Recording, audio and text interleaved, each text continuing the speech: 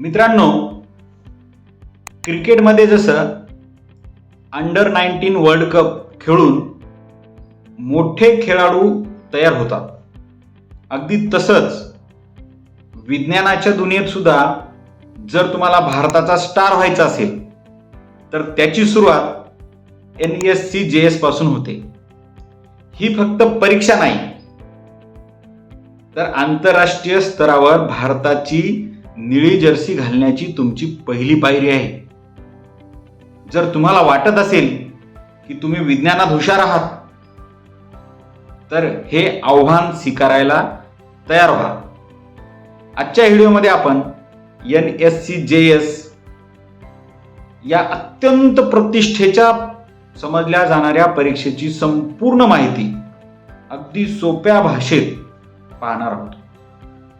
सुरुवातीला आपण पाहूया NSCJS म्हणजे काय. National standard examination in junior science हा झाला NSCJS चा फुल फॉर्म.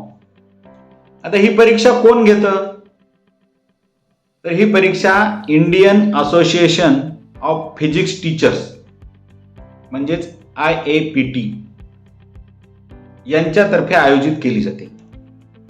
या परीक्षेचा मुख्य उद्देश आहे देशातील अशा हिऱ्यांना शोधणे जे पुढे जाऊन international junior science Olympiad IGSO मध्ये भारतासाठी सुवर्णपदक जिंकू शकतील. आता ही परीक्षा कोण देऊ शकतं, पात्रता काय, आता लक्षात घेऊया, कारण इथे वयाची अट खूप महत्वाची आहे.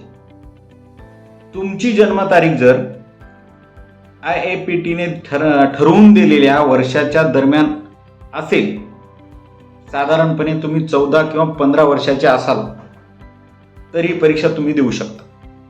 मुख्यत्वे 8वी 9वी आणि 10वीचे पण काही विद्यार्थी ही परीक्षा देण्यासाठी पात्र होतात. त्याचबरोबर तुम्ही भारतीय नागरिक असणं आवश्यक आहे. भारताच्या शालेय शिक्षण पद्धतीत शिकत असणं अनिवार्य आहे. आता या परीक्षेचं स्वरूप काय असतं बरं, अभ्यासक्रम काय असतो, असे तुमच्या मनात अनेक प्रश्न पडले असतील. तर आता या प्रश्नांची उत्तर आपण पाहूया. आता सर्वात महत्वाची गोष्ट, अनेक विद्यार्थ्यांना असाही प्रश्न पडला असेल की गणित असतं की नाही, का फक्त विज्ञानावर आधारित आहे. तर ही परीक्षा, या परीक्षेमध्ये गणिताचा एकही मार्काचा गणितावर प्रश्न नसतो. प्रश्न कोणत्या विषयाचे असतात मग, तर NSCJS मध्ये भौतिकशास्त्र म्हणजे फिजिक्स, रसायनशास्त्र केमिस्ट्री, जीवशास्त्र म्हणजे बायोलॉजी या विषयावर प्रश्न विचारले जातात. अभ्यासक्रम CBSEचा, जास्तीत जास्त CBSEचा अभ्यासक्रम असतो, पण प्रश्नांची पातळी मात्र खूप खोलवर असते. पाठांतर करून ही परीक्षा तुम्ही यशस्वी होणं कठीण आहे. तर तुम्हाला काय करावं लागेल, तुमच्या कन्सेप्ट किती क्लिअर आहे याची खरी कसोटी लागते या परीक्षेत. सर्व प्रश्न हे मल्टिपल चॉईस म्हणजे MCQ टाईप असतात. याच्यामध्ये निगेटिव्ह मार्किंग असते, म्हणजे काही प्रश्न चुकले तर तुमचे मार्क जाणार. या परीक्षेचं रजिस्ट्रेशन कधी करायचं, परीक्षेची तारीख कधी असते, तर आता डायरीमध्ये नोंद करून ठेवा. फॉर्म कधी निघणार, दरवर्षी ऑगस्ट ते सप्टेंबर या काळात त्याचं रजिस्ट्रेशन सुरू होतं. नोंदणी कशी करायची, तुम्ही तुमच्या शाळेमार्फतही नोंदणी करू शकता, किंवा वैयक्तिक स्वतंत्र नोंदणी करायची असेल तर IAPTच्या वेबसाईटवर जाऊन त्या ठिकाणी सुद्धा तुम्ही नोंदणी करू शकता. परीक्षा कधी असते, तर ही परीक्षा असते नोव्हेंबर महिन्याच्या शेवटच्या रविवारी घेतली जाते दरवर्षी. आता परीक्षेबद्दल तुमचे सर्व प्रश्न क्लिअर झाले. आता ही परीक्षा द्यायची का, कशासाठी द्यायची, फायदे काय, एवढी मेहनत कशासाठी करायची. तुम्ही विचार करत असाल की सर एवढी मेहनत कशासाठी करायची, तर त्याचे फायदे बघा.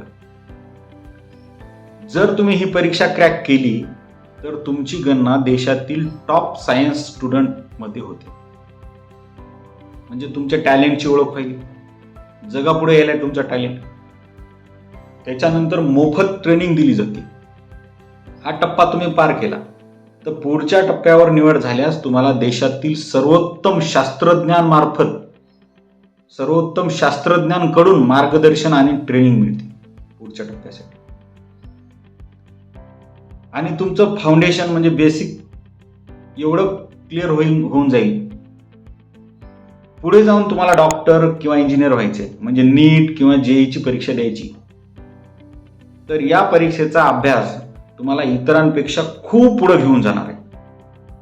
तुमचे जे कॉम्पिटिटर मुलं असणार त्यावेळेचे त्यांच्यापेक्षा तुम्ही खूप पुढे असणार आहे या परीक्षेची तयारी केल्यामुळे. त्याच्यानंतर परदेशवारी आणि वेगवेगळी पदकं सुद्धा तुम्हाला मिळू शकतात. आपल्या भारत देशाचं प्रतिनिधित्व करण्याची संधी, परदेशात जाऊन आणि तिथं आपल्या देशासाठी सुवर्ण पदक जिंकण्याची संधी तुम्हाला मिळते. तर मित्रांनो, मला वाटतं विज्ञान हे फक्त पुस्तकात वाचण्यासाठी नसतं, तर ते जगायचं असतं. आणि ही परीक्षा NSCJS ही जी परीक्षा आहे ही तुमच्यातील त्या छोट्या शास्त्रज्ञाला बाहेर काढण्याची एक सुवर्ण संधी.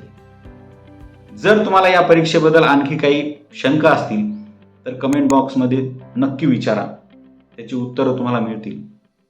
आणि विज्ञानाची ही ओढ तुमची अशीच कायम ठेवा. व्हिडिओ जर आवडला तर लाईक करा, मित्रांना शेअर करा आणि चॅनलला सबस्क्राईब करा. भेटूया पुढच्या व्हिडिओ. तोपर्यंत धन्यवाद.